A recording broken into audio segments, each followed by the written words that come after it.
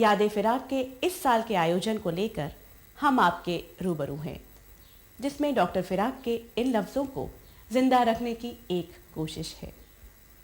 हम वक्त के सीने में एक शम्मा जला जाएं, सोई हुई राहों के जर्रों को जगा जाएं, कुछ रंग उड़ा जाएं, कुछ रंग जमा जाएं, इस दश्त को नगमों से गुलजार बना जाएं, जिस सिमत से गुजरे हम कुछ फूल खिला जाएं। कोई किसी तारुफ की जरूरत नहीं, वो उनका तारुफ वो खुद है। उनका नाम है डॉक्टर उर्मिलेश।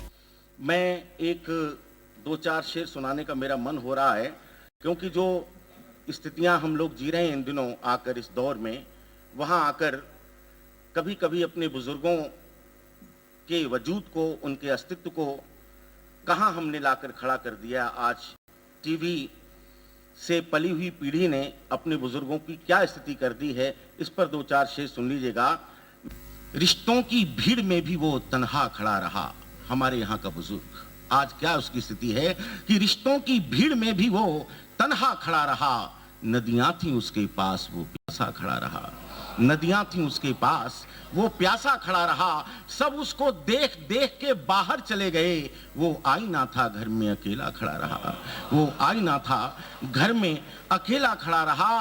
और इस दौर में उस शख्स की हिम्मत तो देखिए, अपनों के बीच रह के भी जिंदा खड़ा रहा। अपनों के बीच रह के भी जिंदा खड़ा रहा। इस दौर में उस शख्स की हिम्मत तो देखिए, अपनों के बीच रह के भी जिंदा खड़ा रहा।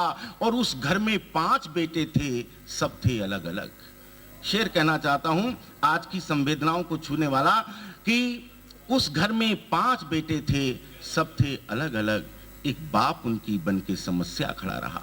एक बाप उनकी बन के समस्या खड़ा रहा। और शेर कहना चाहता हूं कि मेरे पिता की उम्र से कम थी ना उसकी उम्र, वो गिर रहा था और मैं हंसता खड़ा रहा। वो गिर रहा था और मैं हंसता खड़ा रहा। मेरे पिता की उम्र से कम थी ना उसकी उम्र, वो गिर रहा था और मैं हंसता खड़ा रहा। आखिरी शेर कहता हूं दोस्तों कि बारिश हुई तो लोग सभी घर में छिप गए।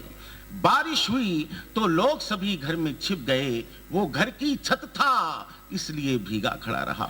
वो घर की छत था इसलिए भीगा खड़ा रहा। रिश्तों की भीड़ में भी वो तन्हा खड़ा रहा।